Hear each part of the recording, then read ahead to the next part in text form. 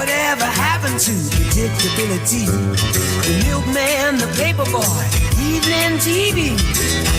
Everywhere you look, everywhere there's a heart, a hand to hold on to.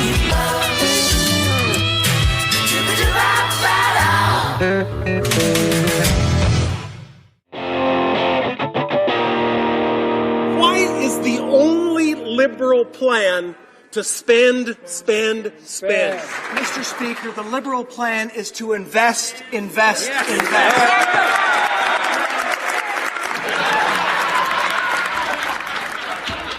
It is time to invest in the future of our country. It has never been more appropriate to invest in the future of our country. That's why our economic plan, it is really at its heart about investing in Canadians.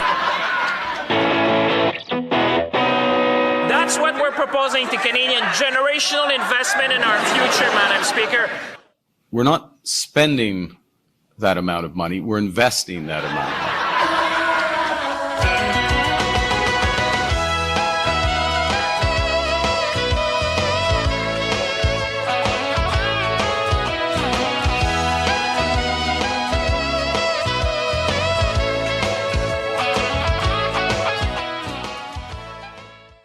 If you wake up one morning and you find yourself in a society where 23-year-olds with 4-year college degrees and like initiative who aren't smoking weed every day, if they can't make enough to buy a car, much less a home, much less get married, much less have children, then why should you be surprised when half of them say they prefer socialism?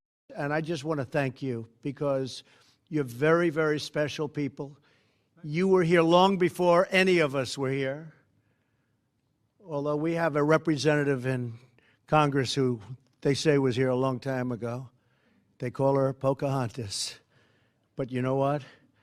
I like you. Whatever happened? That's honestly, I got to say, before we get into the meat and potatoes of that, okay? That's when I love Donald Trump. Dude, I can't believe he's serious. No, but that's the thing. Well, did you ever hear her in the Senate at these Senate hearings? A normal, rational person who doesn't have ideological blinders on would say, wow, that woman's like, she's pretty dumb and she's pretty out there. And on top of the fact that she's a liar, and it's been proven that she's a liar because she's got like zero Indian blood in her. But she starts complaining about it, like she talked about the high. Remember how nauseating and cringeworthy that was? What, like 4 years ago? She's talking about the high cheekbones. I remember you and I on the show going like this. What is she talking about? Who lets her get away with this? But I do want to ask you this. Joe Rossinello and Joe Pasillo at the front line with Joe and Joe, and we're going into the breach. Here's the thing about investment. Now, you and I, and anybody who has eyes to see, saw this, what? We've been hearing this going back to Bill Clinton, all right? That was like the new language. It could have been before then, but I don't remember. But I remember the Bill Clinton, well, we're going to invest. But here's the thing. I have two questions for you. Number one, who are they getting the money from to invest, and who's getting the fruit of investing all that money? And number two, where is the fruit? Because all I see is rich guys getting richer, and we're going to talk about socialism because Joe and I are not socialists. But yes, rich people get richer. Middle class and working class people get the boot on their face. Where's the fruit of all this investment, Mr. Carney? Who was the other guy, by the way, Joe, in Canada? I've never seen his face before. I don't know all the players. He's another weirdo, okay? That's what he is. And it's like, dude, at what point do we say to ourselves as people, as the voting public, let's assuming the elections are not rigged. You're voting for a guy who's talking about investment, but they're taking the money from you. They're investing all right. And the companies that get the fruit and the profits from those investments, their shares go up. And who's benefiting from that? Because most people don't own shares of stock. Joe, where am I wrong? Well, I don't think I'm wrong. If you could, and I invite the listeners to this to Google. Jamie Dimon came out today with some comments. For those who don't know who Jamie Dimon is, he's the CEO of the largest bank in the world, JP Morgan. He basically said Europe is draining investment as well as the initiative out of the continent based upon their economic model. What is that economic model? It's green economics. It's globalism at its like perfect state. This is the prototype that Canada has bought into, and that's what Carney's talking about. We're investing in green economics, which it's not even debatable, guts the middle class, and we have seen that in Canada. Canada is gutted. That is what the leftists in America want to bring to this country. Let me be clear to everyone who hears my voice. That is textbook what they want to bring. It will gut the country. Our country's already gutted. It will further gut it. So that's what they're talking about. They're just spinning the words, and that is a great little take on it. It kind of timelines everything, how words matter. They just sit on that. It's not spending, it's investment. Who are they taking the money from? The taxpayer. And this is, again, people, we just don't see through the fog. Canada and Europe, if you have any questions on the direction of the current Democratic Party in America, that's it.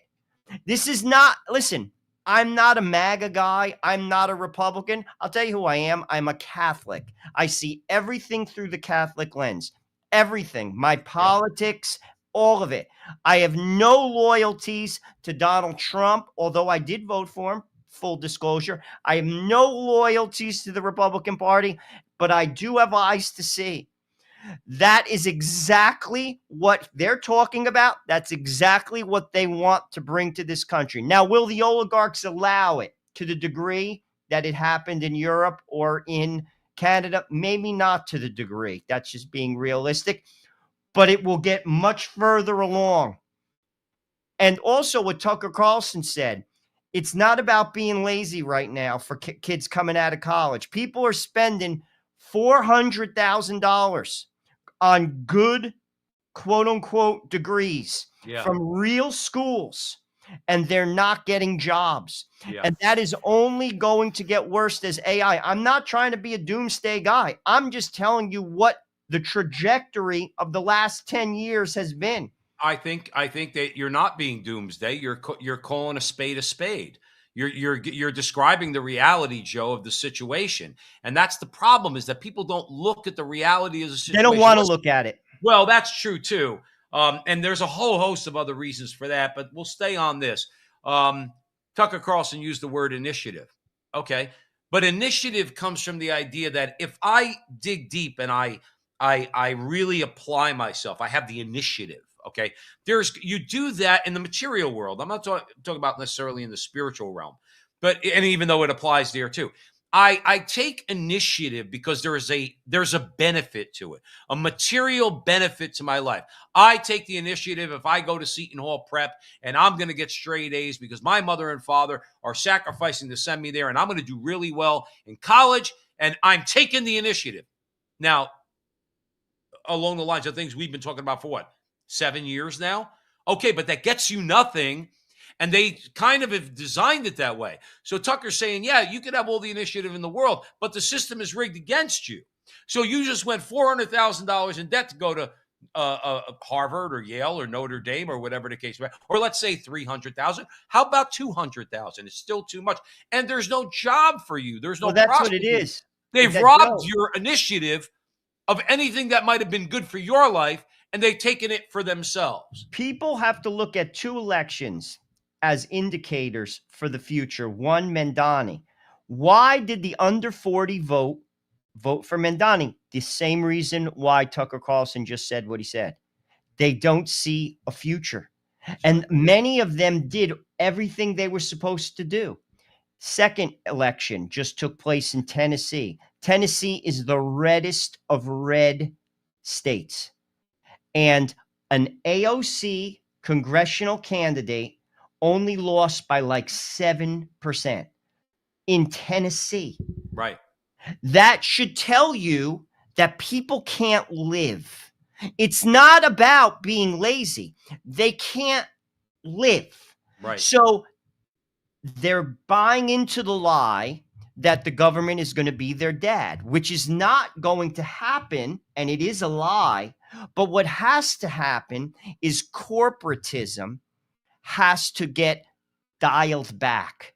And the concern and the here's the sad part. The greed that is basically in the Chamber of Commerce Republican will not allow themselves to do it. And they're going to get gutted. Because eventually what is going to happen, in my opinion, you're not going to see, I don't think after Trump, they don't have anybody that's really serious to win. If they did, they might, but they don't. I mean, Gavin at least Newsom at the moment. at the moment, there is no one. But Right. eventually a charismatic person is going to show up who's a good politician. Mamdani's a very good politician. He's also very smart. He's just not there yet.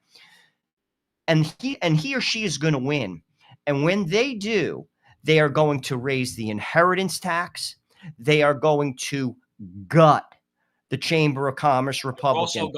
They're also going to impose a wealth tax. Oh, they're going to destroy people. So And if this you're is holding where, on to $1 million, if you're a guy who's got $10 million in Nvidia stock and you just bought and hold and you think it's going to be a $10 trillion company, whatever, you're not selling it. Now, when you sell it, there's a taxable event. We know this, capital gain, long-term capital gain. What they'll do is say, well, you're not doing anything with that. So that's worth $10 million. We're going to take $1 million. That's Well, I right. don't have it. Well, go And sell they'll $1 do it million legally. worth of stock and you're going to send it to the IRS. They'll Now, do it if you don't legally. think they'll do that. Now, here's the tricky part.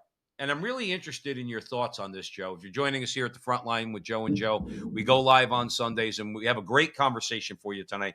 Stick around. We're going to be talking about what Joe just alluded to. Dana Perino had a really good comment on socialism. You got the Democrats are just criminal and they really deserve to be in orange jumpsuits. Censorship, you got religious persecution all over the world. We're going to talk about that.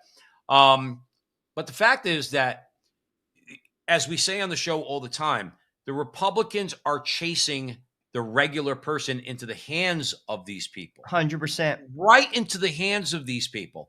And it's like, how do you blame someone? Even if you're under 40 and you're not a radical, you're not a socialist. Okay. But even somebody like E. Michael Jones, right? He says that election in New York means a whole lot. He even used the phrase, God bless Mamdani, because he got it. And that's why he won. You see, because people now the liberal Democrat in that race was obviously Andrew Cuomo. But the left, they're done with the likes of Andrew Cuomo. 100%. They want somebody, because he's another oligarch. He's just a tool of the oligarch. And Mamdani might be too, but the fact is, at least Mamdani hit on a message that, you know what? You can't afford to live in New York City, and I'm going to make it affordable. And guess what? If I think what E. Michael Jones was trying to say was that better be a wake-up call to the Republicans. Agreed. I've been saying that, to be honest with you, I think he heard that from me. He's hate been to watching say the it, front line with because Joe. I've been saying that for 6 months. That is foreshadowing of the future. Because here's the deal, and I'm not trying to sound condescending. Most people are not informed enough to know the end game of socialism. Socialism doesn't work. It doesn't work. And you could point to a million different societies. What works is capitalism with a conscience. Formed people grounded in morality through God, who reach their potential, take care of their own, and keep an eye on society and take care of society justly. Can I ask you a question? When you sent me these clips the other day, I had this, it's been going through my head quite a bit. And I hope everybody out there knows that Joe and I don't just do this show and just say, oh, let's just go to it. We think about these things because these are important matters. God bless Joe Rossinello, because he comes up and he finds these things to talk about. Where am I going with that? If you let's say, for argument's sake, if you look at running into the hands of the socialists and everything else, you really, at some point, you have to say to yourself, I can't blame anybody. I can't blame anybody for going down this road, because what's the alternative? The alternative is both Democrats and Republicans who have, and both of them, both parties. Doesn't really matter, does it? I mean, you tell me, does it really matter? Well, I'll be honest, like I could see people just dropping out of the system. Like a lot of people, I would never vote for an AOC candidate, but I can't in good conscience vote for some of these Republican candidates either. And I'll hold my nose on some. Ultimately, what is going to happen is another coalition of, we'll call it woke people, but woke in a different, perspective. Like their eyes are open to the system. The system doesn't work anymore. It doesn't work. And I'm not just saying that. I mean, I'm a 55-year-old man. It worked for me. It's not going to work for my kids. The model does not work. And this is not me, again, throwing stones. Look at the metrics. It does not work. Housing, the average person can't afford a house. The average person can't afford college. And even if they take loans, they can't pay them back. They can't pay them back. They're not going to get the jobs that are going to basically pay that debt back. You're right. So, and this is reality. Forbes just came out with a story. 30% of the people in America got jobs in their field of study. 30. That means 7 out of 10 How kids. is that? If back in the day, if you wanted to be an accountant, you took accounting in Seton Hall University. Oh, you got a job accountant right out of the chute. Here was the question I was going to ask you. And I think this is a fundamental question. Now, E. Michael Jones says conservatism is dead, but I'm going to use the word conservative, okay, to describe people who I think, at least from what in my whole life, that think like us, okay? We're trying to preserve or conserve something. Conservatives need to understand that the economy is like anything else. Let me give you a analogy. Okay.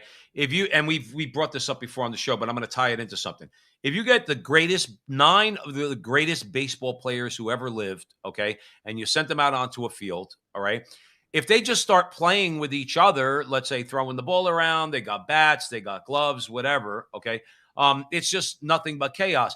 They have to appeal. Now, this is where I'm going with this, Joe, and for all you out there listening to us at the front line with Joe and Joe. Joe, there's an authority. The authority is those who make up the rules of the game. And then within the rules of the game, you flourish. Derek Jeter, Babe Ruth, Joe DiMaggio, whoever the case might be, Barry Bonds, whoever the case might be. You flourish within the context of the rules. But the rules are set by an authority that says there are things you cannot do, and then everything else you're allowed to do. But here's the baseline, here's the bases, here's the outfield fence. Now, where am I going with this? The same, and I heard this a long time ago. George Will said this, but I didn't agree at the time because I was a knee-jerk conservative. This is like 25 years ago. And George Will had said that ultimately the economy is set. I'm paraphrasing. The stage for the economy is set by the government, by the laws that the government enacts, where people like us and the business owners and the workers and everybody else, we elect representatives that are going to make laws. And there are rules that govern the economy, the same way there are rules governing a baseball game. There's an authority. It's called the federal government. There are things you can do. There are things you can't do. The things you can do vastly outweigh the things you can't do. But there are things you cannot do. And by the way, there are also things that you must do vis-a-vis workers and everything else. You set the rules and you say, boys, go play. Problem with conservatives is conservatives don't want to adopt that attitude or don't want to acknowledge that there is an authority over the economy. See, they want complete laissez-faire market economics, but then that means that the inmates are running the asylum. That means the players make the rules, but the players don't make the rules and are not supposed to make the rules. The government is supposed to make the rules, and everybody operating within the economy has to function according to those rules. That was my larger point. Why is it, and here's my question, Joe, that conservatives find that idea to be so contemptible that, yes, the government is the one that makes the rules, and you have to operate within those rules, and that's not what we have now. Well, you talk to a Chamber of Commerce Republican. They want no government hand. Basically, many of those people are extraordinarily capable, and they thrive as a result of it. And they want to have unlimited access to wealth. But in doing so, they disregard others who don't have the gifts that they have, and they just take that for granted. Well, you could work hard. No, wrong. Someone who doesn't have your intellect, the natural gifts that you have, they can't just work hard and make it. It doesn't work that way. And here's the deal. When you neglect them enough, which we have done, we've stripped our people of health care. Companies don't offer it anymore. We stripped them of pensions. We've stripped them of the ability to have a 401k. Only 50% of America owns one share of stock, doesn't own a share of stock. Right. Only the top 11% of America own 80% of the stock, which is mostly health, hedge funds, mutual funds, and private equity firms. So when you do that to that degree, which is a lack of morality, Yeah. because you can't say that you love God and disregard your neighbor. Sorry, it doesn't work that way. That's you're living in a delusion. Now, no one does it perfectly, but we were told this from the beginning by John Adams. A democracy does not work for amoral people. It only works, his exact words, a religious people. But doesn't that also apply to the economy and not? No, but that's exactly what the economy Yeah. is. If Yeah. I am doing very well, I have to also set the game so others can do well. Well, guess what? It doesn't work that way now. Others can't do well. Even a 7 out of 10 kid, a kid that's like a B+ kid that goes to like a pretty decent schools like Villanova. You're out of luck, kid.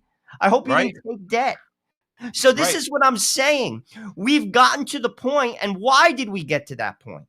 Because the oligarchs fund the campaigns, and the people who get elected set policy according to those who gave them money. This is exactly how America works. And this is why we're at the point we're at. And this is where we could ignore it as much as possible. You're not going to ignore it when you owe $300,000 and you can't get the job to pay that back and start your life. Well, I'm telling you that right now. You're not going to ignore it then. Or you guide your kid to that point. He or she's going to be very disappointed. I got news for you. So are you, because you either paid for it or you told your kid, take the debt. Right. Because you'll get a job. They're going to be very disappointed. So this is the reality. We allowed this to happen as a people, and it's been going on for decades, Joe. This is not new. Well, Decades. you see the viciousness. You see the viciousness now, leaving aside some of the things that, let's say, for argument's sake, Nick Fuentes has said that are more controversial, but he made a very good point. The Republicans, if you want to have he was talking about a coalition that could last 100 years, certain issues where people could come to the table. He said, and 80% agree. Okay, I think that needs to be tweaked a little bit. But he made a very good point that one of the things that the white shoe Republicans have to do is understand, I'm paraphrasing him, you're not bowing at the free market, the altar of the free market. They won't do that, though. I agree with you. That's what they have to do. Or for their own self-preservation, they're not going to. And that's the foolishness of this. We just had 2 major warnings. It's in clear sight, and we're going to play a clip. Why don't you play that? That's a good clip. I'll play it right now. Margin will be closer tonight than anyone should feel comfortable with on the Republican side. I do think that Van Epps will win, but this, again, is Democratic Socialists on the march. Last night, the Democratic Socialists in Washington, D.C., and now she'll be running for mayor, too. So, guys, it's happening. They're all coming. That's where the energy is. Republicans need to wake up and understand that just complaining about the term socialism is not going to get you there. Voters are looking for change, and this feels to them like the most immediate way to get it because it all sounds so good, and none of it's. It all sounds so good, but here's the thing where I would expand on what Dana Perino was saying. It sounds good because when you talk to the Republicans and you talk about affordability in housing, affordability in college without going into $300,000 in debt, when you talk about all these things that we quite frankly can't afford right now as working people are having a hard time affording, Joe, I don't want to make it seem like I'm patting you and I on the back. We started this show 7 or 8 years ago. We've been saying the same thing. Don't blame the socialist. The socialist is who he or she is. Blame the Republicans for chasing the working people into their arms. Why should I vote for you, Mr. That's exactly Republican, right. if I'm in New York City? I agree You with you. think that the Dow being at 45,000 benefits me, and it does not. I don't own, as Joe Resinello said, I don't own one share of stock. It doesn't matter to me. Okay? Joe, I'll be honest with you. It's more up to the people. You see, what's going to happen, and this is something, Fuentes is flawed, and I also sometimes question his sincerity. I think he's a propagandist to some degree. He's beating a drum to try to. He sees a vision, and he's using propaganda to get people and shock to get people to that place. That's kind of how I see him. With that being said, he does say certain things that are spot on, and he also does have an insight, and he is well read. And that part of what he's saying is spot on. Yeah. Eventually, people have to get fed up. And that's what he's trying to do. He's trying to get people to that point, using shock, using propaganda. Shouldn't he, though? No, it's not a bad strategy. People got to get woken up, Joe. No, I understand. It's a strategy, and he has a strategy. He's not stupid. He knows what he's doing. Rich people don't get rich by being stupid. You don't have to like them. People who are rich are disciplined, and they have a strategy. That's how they get rich. And I'm going to tell you right now, he has a strategy. And ultimately, that guy is trying to push people to a certain spot. That's why he actually wants Donald Trump to lose. He wants the temperature to get higher. Shouldn't it? No, it's a strategy. But there's going to be a lot of suffering that go along with that. Joe, let me ask you a question. That begs the question. I'm being sincere. But aren't we already on? If we're not suffering pain now, we're certainly, if we keep going down that road, this road that we're on, many people are suffering, and more people will suffer.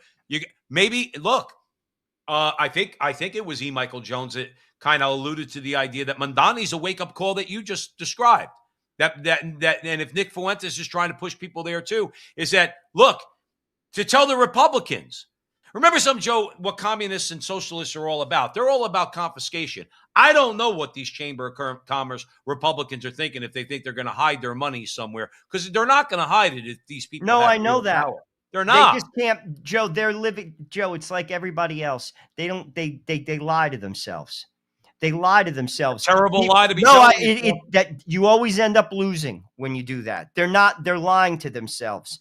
And ultimately, how this is going to play out. You had Donald Trump. I think either J.D. Vance or DeSantis is probably going to win. That if I was going to bet money, because they don't have anybody. They just don't to win. Eventually, it's going to swing, and it's going to swing hard left. And then it's going to swing hard right. You're going to get Mussolini, America. Donald Trump isn't Mussolini. You're going to get him. And it's going to keep swinging radical. That's what happens in South America.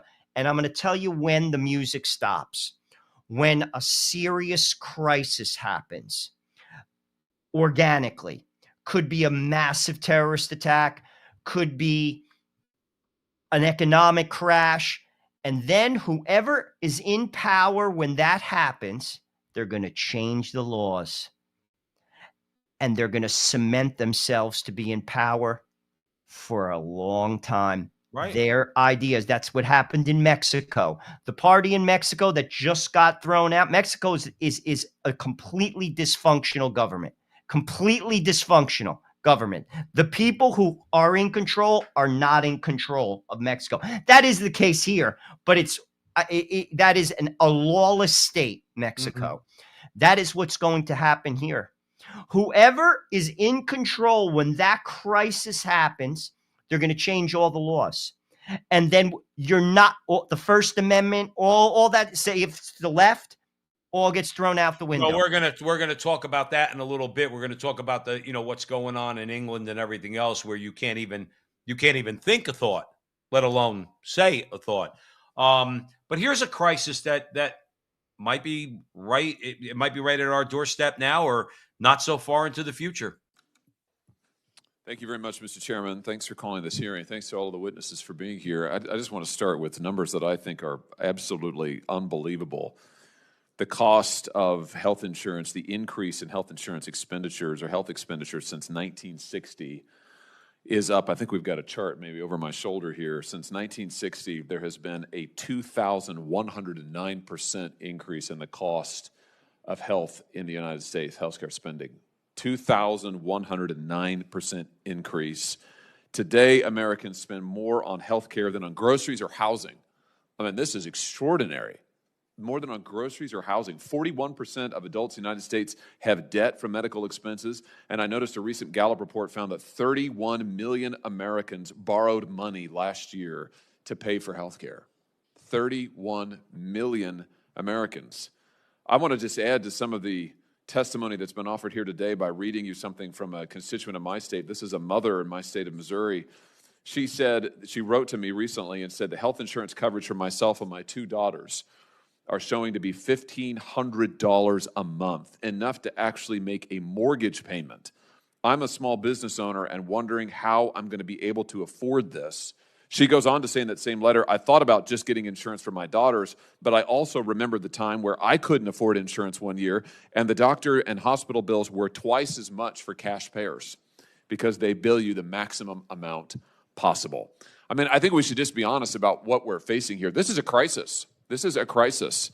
And I realize that in Washington, it's treated sometimes as a numbers game. It's treated as a white paper to be discussed. But for people at home, they cannot afford to go and see a doctor. I'm the father of 3 small children. I can't imagine what it would be like to say, I can't afford it. I can't take my kid to the hospital. I mean, we're fairly frequent visitors to the hospital in my family. I've got 2 boys. We're there a fair amount for their various injuries. And thinking about parents in my state or anywhere else saying, you know what, I think my kid's got a broken bone, but I can't go to the hospital. I can't afford it. I can't go to the doctor. I can't afford it. And millions of Americans are saying that.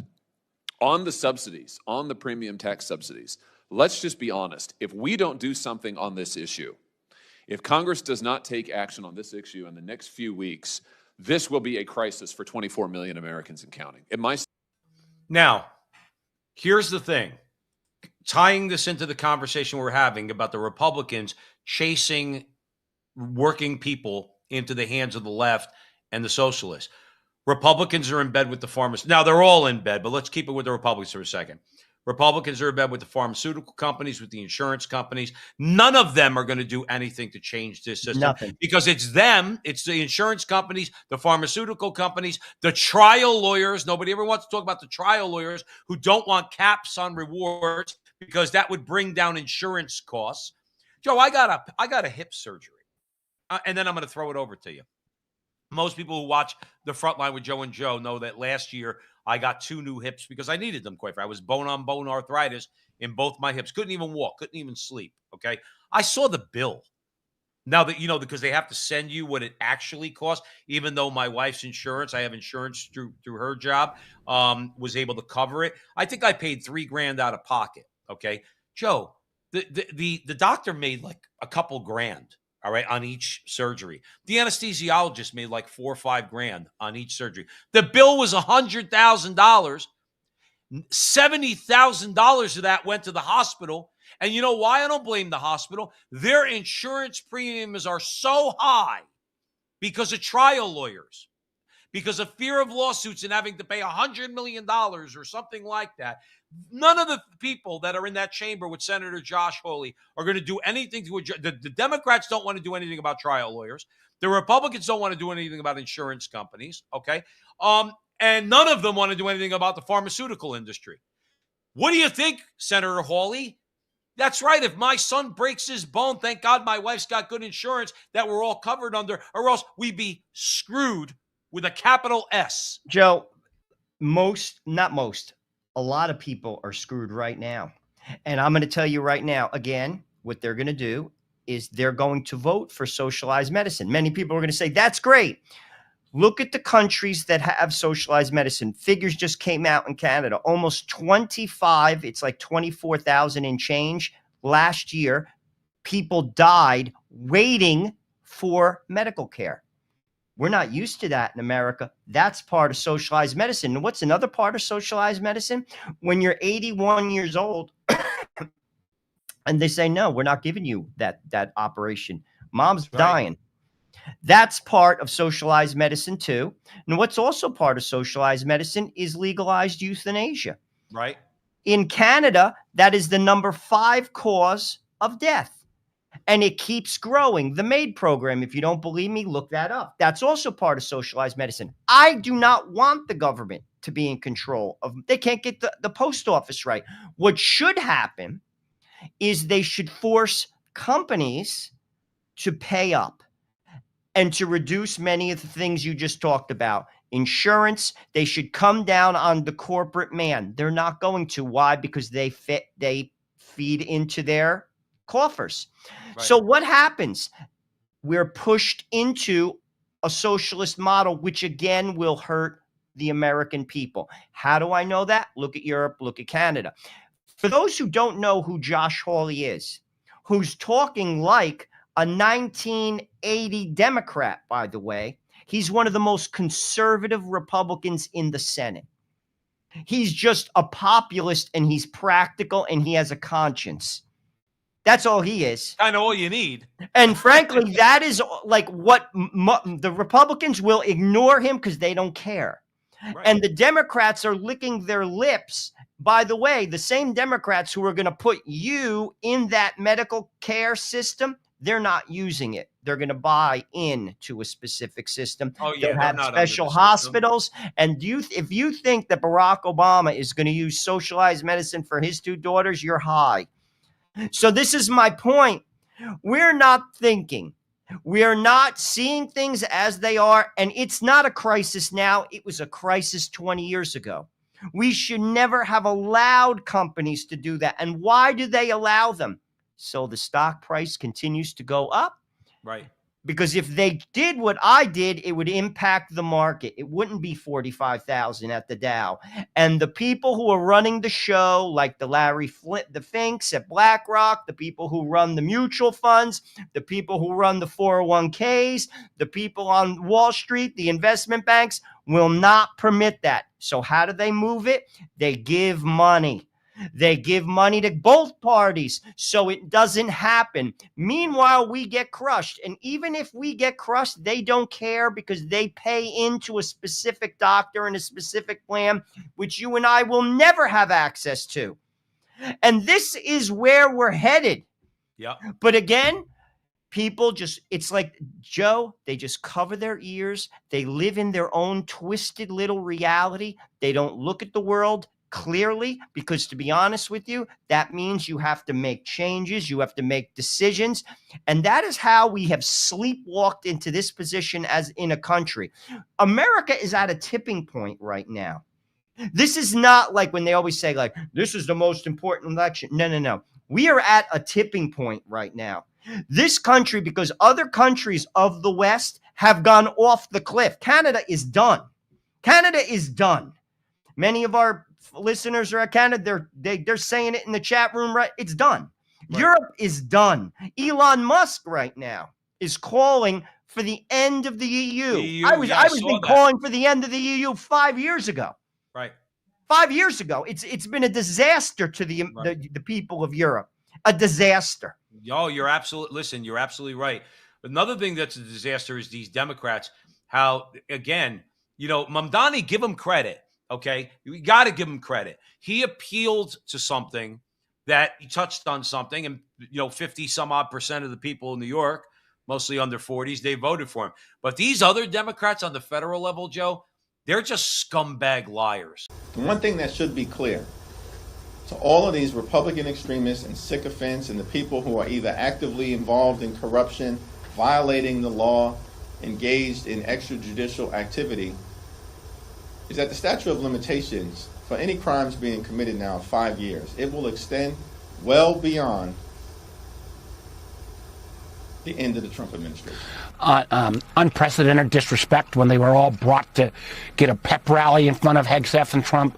This is an administration that's fired, uniform generals from the head of the NSA, the head of the Defense Intelligence Agency. Mm-hmm. And I think in many ways, the uniformed military may help save us from this president and his lame people like Hegseth, because I think their commitment is to the Constitution and obviously not to Trump, and I expect Bradley to adhere. You can certainly go to the judge, advocate generals, the lawyers, and have a discussion about it. If you don't have time, you just say simply, I'm not going to do that. That's against the law.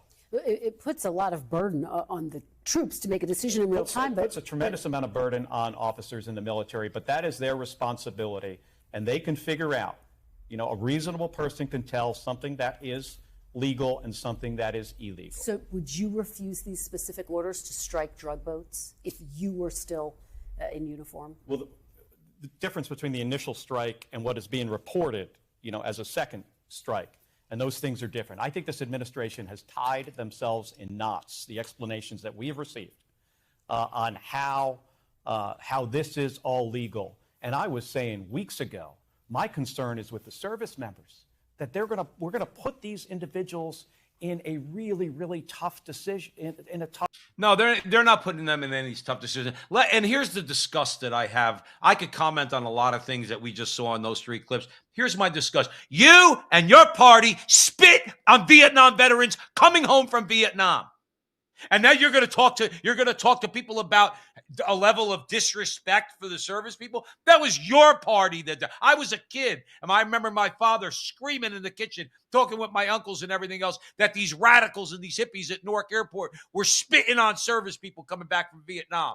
And now they want to get all pious and get a virtue signal. Oh, that's all Listen, bull crap. One final comment, I'll throw it over to you. The rank and file members of the military know when they're given an order, they have to execute it.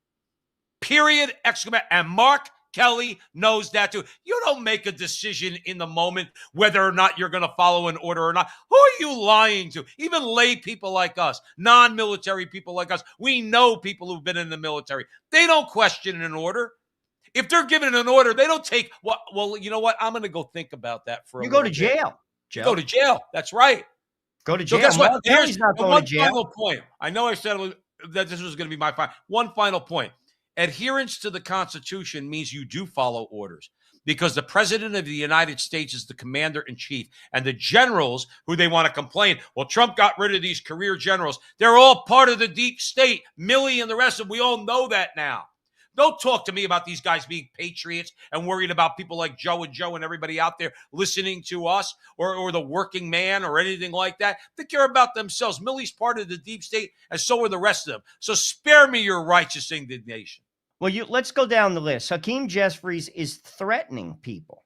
What he's basically saying is he's threatening you outright. He's basically saying if you support Trump, the statute of limitations does not extend past him, and I'm coming after you and going to put you in jail. That's what he said in no uncertain terms. Is that America? Okay, we'll go to the second guy. He's supporting a coup. He's basically saying the military does not have to listen. That's what he's saying. Yeah. Now we'll go to the third guy. He's basically saying, notice when they asked, would you do that? He changed the subject. Of course you wouldn't. If you do that in the military, you go to jail. You go to Leavenworth. Now, they're talking about bombing drug boats. Now, I haven't really read too much about it, but if you're bringing drugs into this country, you should be dealt with.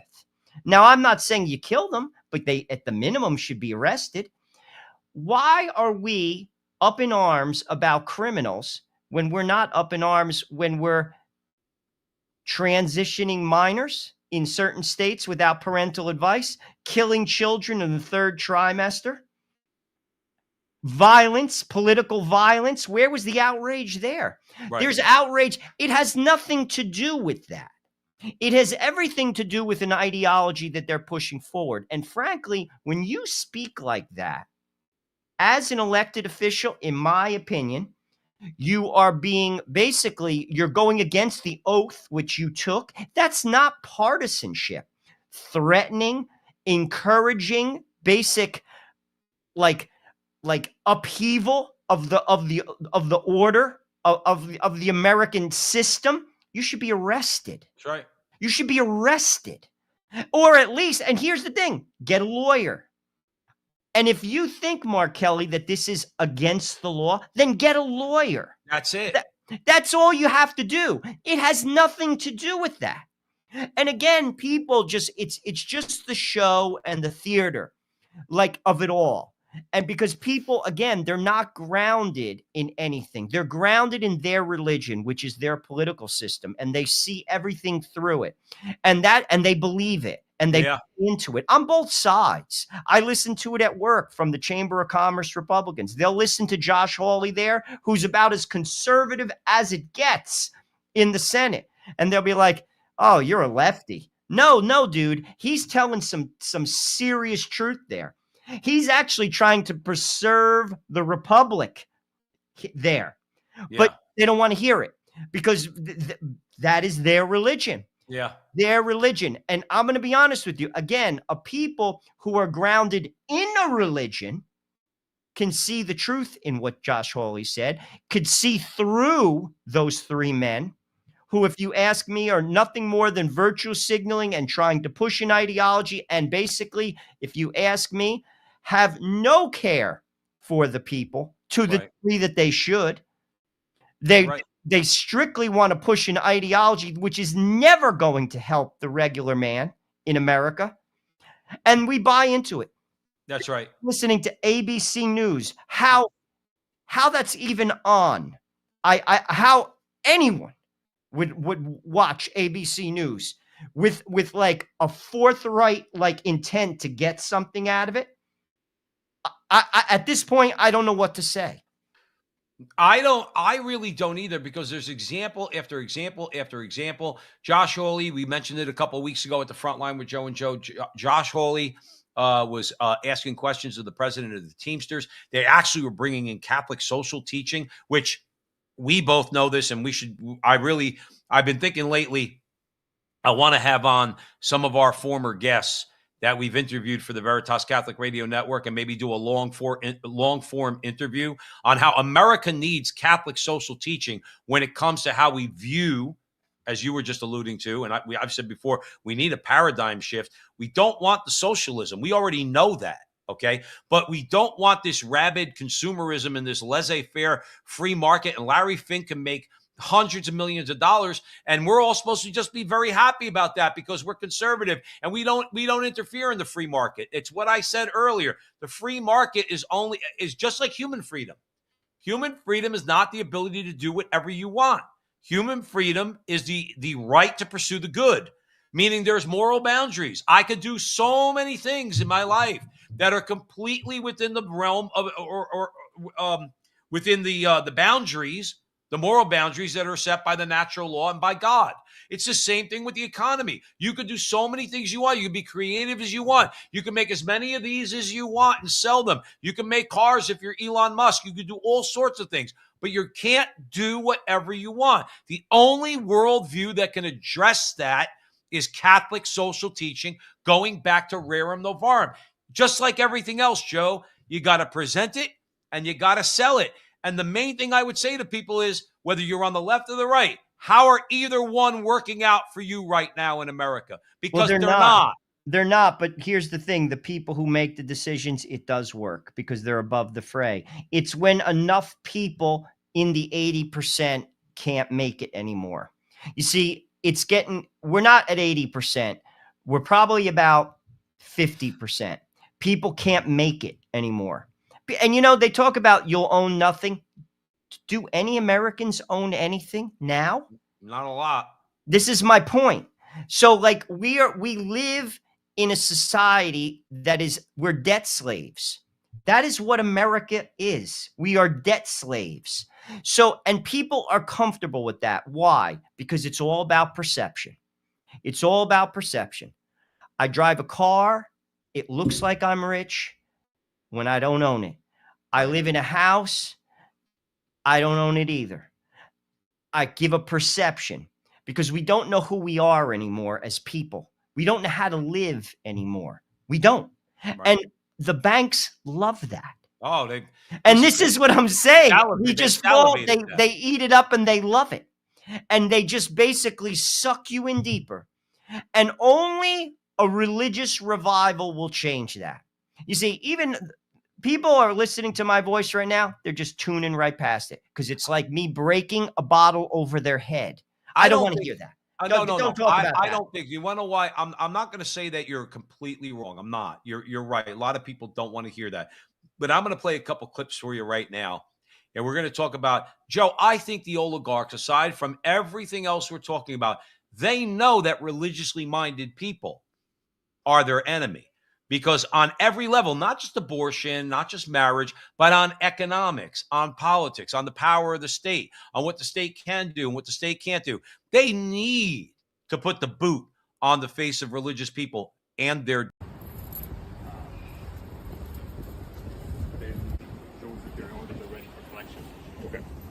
This is Enoch Burke, the teacher who has refused to deny his Christian belief and bow to transgender ideology. Judge Cregan today has given us a new version of the Constitution regarding religious freedom. He said if Enoch Burke practiced his Christian belief outside the gate, this would never have happened. He said it 3 times today. So he is telling us you can have your religious belief outside the gate.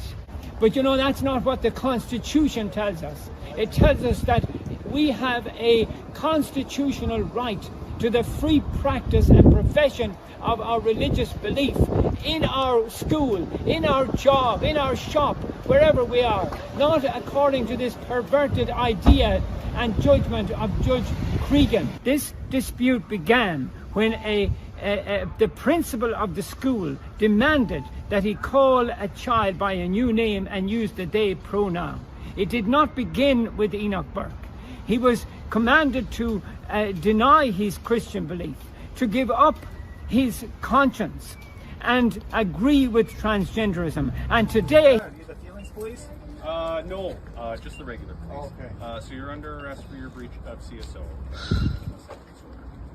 Can you come inside with us, please? You're right here. Okay. Sounds good. Are you able to drop that for me or pass it off to one of your friends? Can I finish it? Well, you can finish it, yeah. You know why you're arresting this man for? He refused to apologize for his religious beliefs. Are you aware of that? I am not aware of He's protecting your children and your grandchildren. Modern day Nazis. Do you guys understand how absurd this is? This is so sad. If you guys really understood what you're doing, you probably wouldn't be doing it. This is not a prideful thing to do. A shameful. Yeah. I understand what they're doing, but I also... And on concrete, so I'll tell you what is the system, how everything works. First, they arrest you, they take you to a Spy Hill processing center, and then you spend there sometimes a day, sometimes days on concrete in crazy lights. You cannot sleep, you cannot sit because your bum hurts on concrete for hours and hours. You cannot lay down because everything aches, everything hurts. And then they will walk every half an hour, 45 minutes, and they will bang on the metal doors to make sure you can't sleep. I was kept in those conditions for 3 days and 2 nights with my brother David. Then they will take you to this concentration camp, modern day Gulag, where if they don't like you, they will keep you in metal cages, like they did me. Metal cages, solitary confinement. They will take you from a regular cell with water, with washroom, with bed, and they will put you on concrete for hours and hours just because they can. When you complain that this is against the law, that they cannot do this, you know what the answer is from those corrupted people by the door? Those so-called officers, the Remand Center Mafia? We are the law. Here, you have no rights, I was told. And that's exactly what's going on. Is that, remember, I forgot the exact setting. Lenin was in a meeting, and they were in a place where you could overlook the street. It was a rally of some kind, and pointed out the window because there was the Orthodox Christians, the Russian Orthodox, were processing to the Holy Spirit on the street, right? They were doing an old-fashioned procession. And Lenin interrupted and said, that's our enemy right there. I wish people, when Joe, you and I talk about politics, we talk about economics, we talk about everything. If people don't understand the fundamental fight is what we've said on this show and with many of the people that we've interviewed at the Veritas Catholic Radio Network, the fight is Catechism 409 of the Catholic Church is that all of history is a battle between man and the forces of evil. What you just saw in those 3 clips, that is the evil oligarchs getting their jackbooted stormtroopers to go after people for praying or saying marriage is between one man and one woman, or dare I say, keep your grimy hands and your stupid, evil ideas away from my kids. And their response is, if you take that position, we're going to throw you in jail. And that's exactly what the left has been doing. They don't want to hear that. Not enough people care because they don't care about that. Well, it sucks that they No, don't. I know that. And this is why we are in such the place that we're in. No one cares. Meanwhile, to be honest with you, most of those kids, they're just getting eaten alive because none of this works. None of it. None of it. America has a 55% divorce rate, Joe. 55%. Right. Families are absolutely a wreck in America. And many of those families would not be a wreck if they embraced their religion. Period. End of story. Statistics prove that out to be true. But we don't care at this point. Many people don't blink at that right now. I don't care. Oh, they're fanatics. Just make the cake. Like that guy. Just make the cake. Just make the cake. What's the big deal? Well, it's a big deal to me because I believe in something. We don't believe in anything anymore. And that's what drives everything, Joe. That's what drives everything. It drives your whole life. It drives how you spend your time, how you spend your money, who you marry, the type of family you have. It drives everything. And this is the problem. We're giving our rights away. That was Canada and that was Ireland. That's coming to America. So here's the question. Where is the Catholic voice as that's going on? Do you somehow think that they're not going to come after the Catholic Church? They already have in the last administration with regard to abortion centers. How many of them were vandalized? Some were set on fire. Am I correct at that? Destroyed? Yes. And there were a lot of them. So this is my point. Where is the Catholic voice, the Catholic leadership? Because they're coming after you. I'm going to give you the playbook. Wait till we get the Mandani presidency. It may not be him, someone like him. Maybe it's in 15 years. And 2 gay men march into St. Patrick's, and I say, I demand to be married. I demand. The law says that I can legally get married, and I demand that you marry me. And they say no, and they take them to court, and they lose. Right. This is what I'm saying. This is so if I, the dummy from New Jersey, can see that coming, all these smart guys who speak 7 languages and have 75 PhDs and run multi-million-dollar dioceses, what are you doing about it? Right. Where is your collective voice? What are we doing about it? Because they're coming for you. Right. Don't you get it? And then some of them actually, which blows my mind, will defend the very people who are going to deliver their own heads on a silver platter. And I give you an example. I watch this and I'm just like, you'd have whoa, thought, man. I don't know what to say. If you notice, Cardinal Timothy Dolan in New York has shifted, at least outwardly, you hear him sounding more politically conservative. But here's a perfect example of what you're talking about. Cardinal Dolan, to achieve a good goal, I guess, okay, I'm just throwing it out there, wanted the New York State government to give a tax credit for families who wanted to send their children to Catholic schools. Okay. Now, okay, that's a kind of a political goal. something that he pursued. What did he do? He shut his mouth about Andrew Cuomo's support for abortion up to the moment of birth and everything else. All right. And what did Cuomo do? Now, speaks to what This is years ago, but yes, please. Recent history, though. Okay. During the first Trump, which I think Cuomo goes up to Albany with Bishop DiMarzio from Brooklyn. Okay. Who I like very much, by the way, Bishop DiMarzio. They go up to Albany, and Carl Heastie, the state Senate Democrat leader, made them wait and then basically sent out an assistant and said, Mr. Heastie can't see you. And Cuomo completely backed away from anything he promised in terms of that tax credit. Now, why am I telling this story? Stop listening to them and believing that they're going to help you at all. They just like you said, Joe Rossetto, they hate your guts, Cardinal. They don't. Not the Republicans are much better. But at least they're throwing you a few bones. You've got a few bones out of them. It's outright aggressive behavior. It's outright, and it cannot be disputed.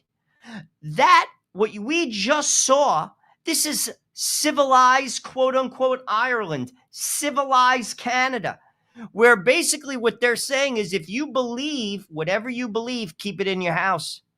Keep it in your house. By the way, you're paying into the tax system that supports these things, and I don't care. Meanwhile, like me, I have 5 kids. I pay high Bergen County taxes in New Jersey, and I still have to send my kids to Catholic school because I will not subject them to that. Sorry, I won't do it. So this is my point. Is that fair to me and people like me? But it doesn't matter. They don't care. They don't care. And they say, shut up and sit down. Well, I won't. And too many people are okay with that. That's right. Where is our leaders fighting for us? Or what are we doing? Because you have to call out the enemy. They're your enemy. Do you understand that? Maybe they don't. No, I don't know. But either they don't care, they're not paying attention, their life is grounded in a different ideology. I'm talking about the Catholics that vote for that. They hate your church and they hate you.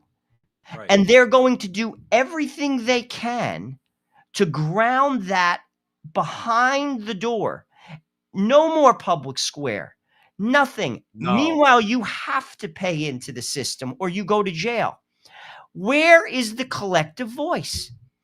And why do we vote for that? Do you care? And this is what I'm saying.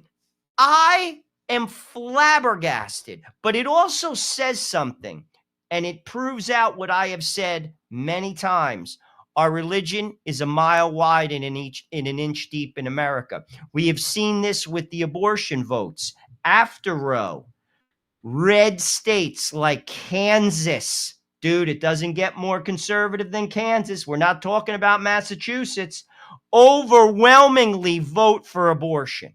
Right. Why? Because religion is a mile wide and an inch deep. Right. We love to talk about Jesus, but we're not changing our life one iota because of him. That's right. That's right. Everyone's going to heaven. Right. But we're not changing our life one iota as a result of it because there is no more sin and there is no more hell.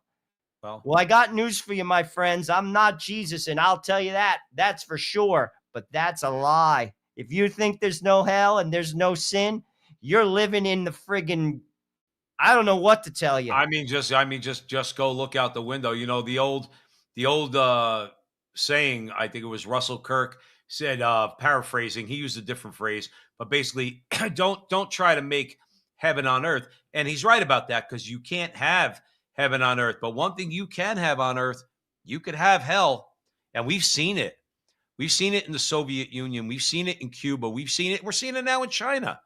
Dude, remember something in Europe, Joe. I was going to say it in the middle of our country. When your family's getting destroyed, getting wrecked by the state, when you have a boot on your face, while at the same time the person with the boot on your face is convincing you that they're all about your own freedom, you know what I mean? That's hell.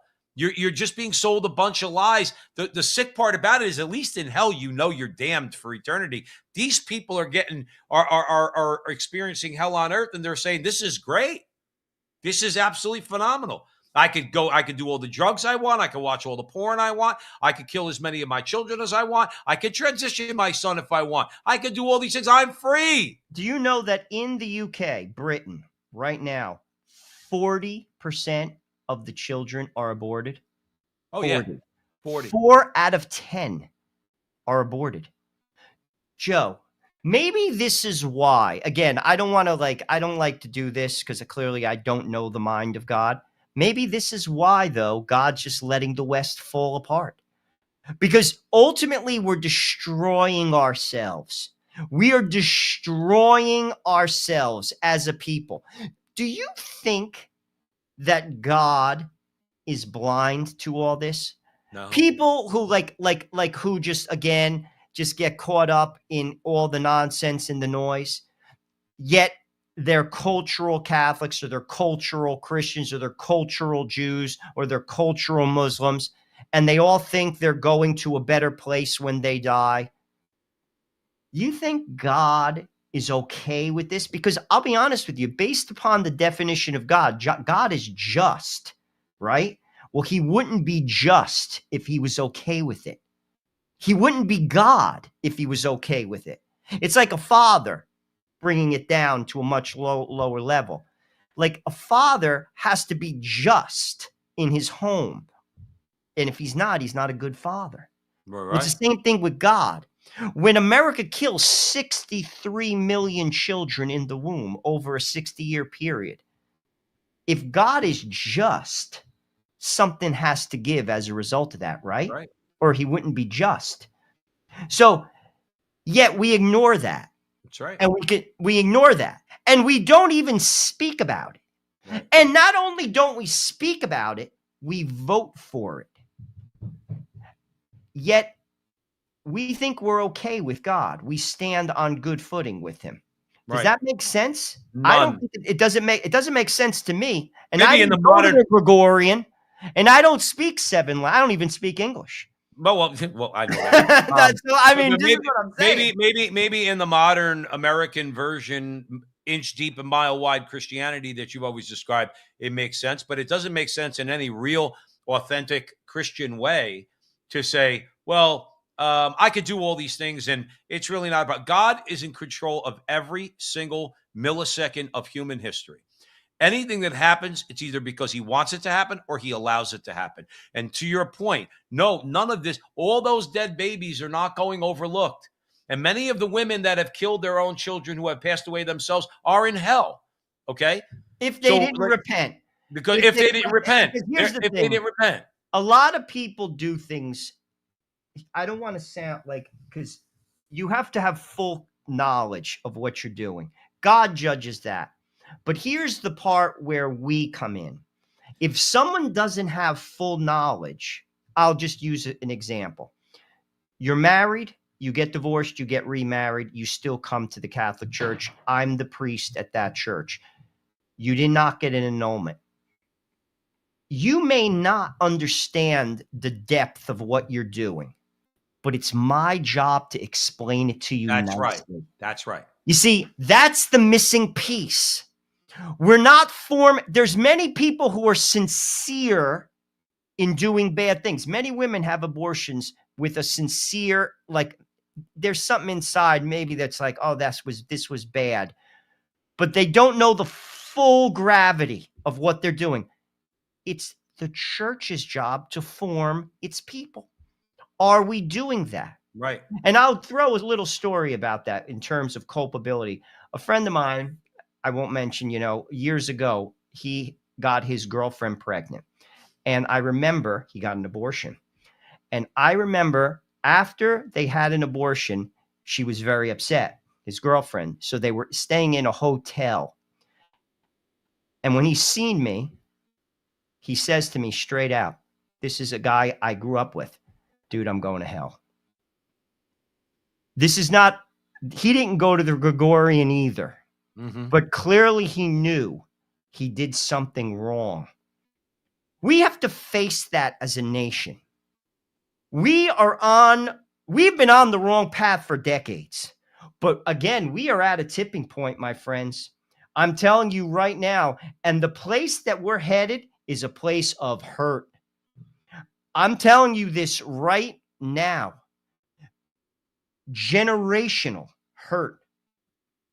Economically, the family is a wreck. Our people are lost. Our people are just aimlessly grasping at frigging garbage that you cannot build a life upon.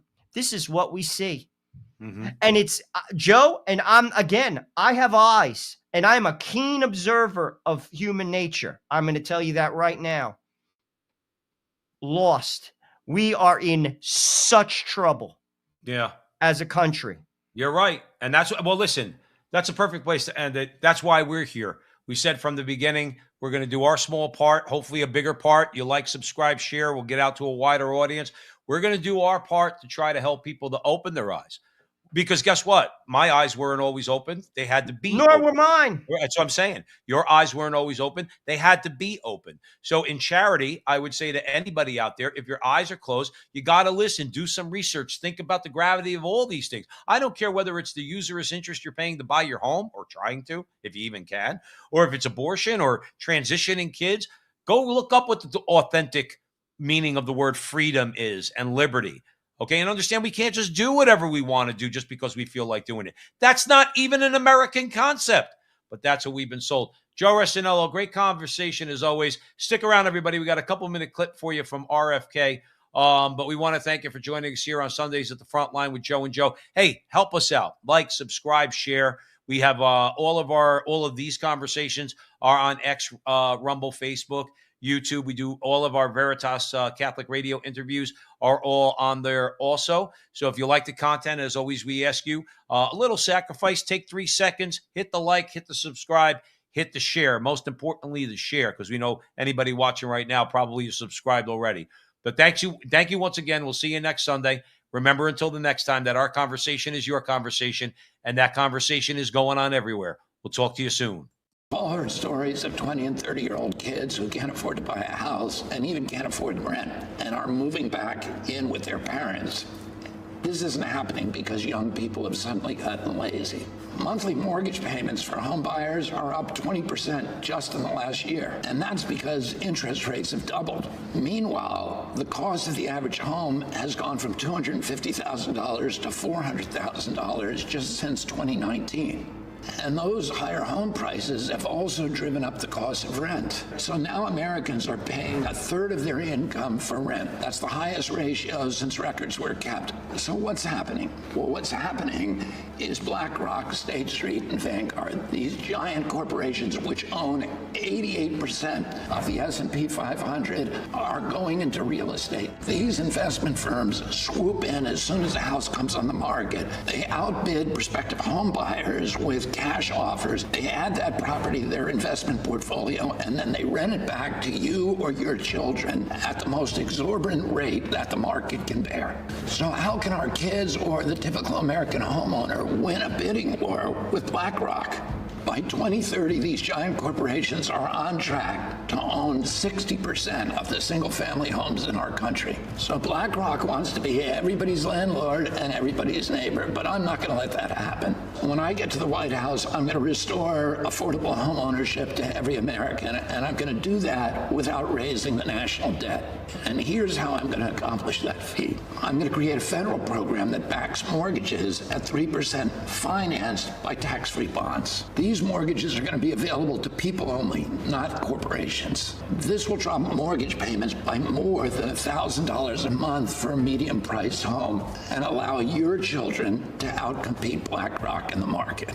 So here's how it works. Imagine that you had a rich uncle who was willing to co-sign your mortgage. Well, I'm going to make Uncle Sam that rich uncle. It's not a giveaway, it's a loan guarantee that makes that property affordable to millions of Americans who cannot now afford it. This is just one of the policies that the Kennedy administration will deploy to create millions of new home buying opportunities at payments of less than $1,000 a month.